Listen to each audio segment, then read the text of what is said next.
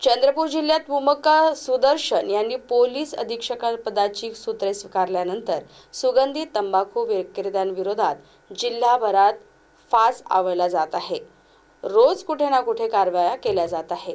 दरम्यान सोमवारी घुग्गुस शहरात धाड घालून एका व्यावसायिकाच्या घरातून 4 लाख रुपये किमतीचा सुगंधित तंबाखू साठा जप्त करण्यात आला आहे। नदीम इक्बाल, जियाउद्दीन शेख असे सुगंधित तंबाखू विक्रेत्यांचे नाव आहे। स्थानिक गुन्हे शाखेच्या पथकाकडून सलग करण्यात येणाऱ्या कारवायांमुळे सुगंधित तंबाखू माफियांमध्ये खळबळ उडाली आहे।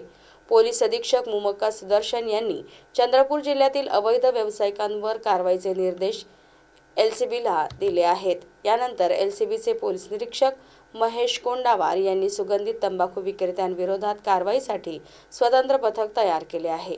दरम्यान या पथकाला जिल्ह्यातील गुदा तस्कर वसीम जिंगरी यांनी येथील एका व्यावसायिकाकडे सुगंधित तंबाखूचा साठा ठेवल्याची गोपनीय माहिती मिळाली।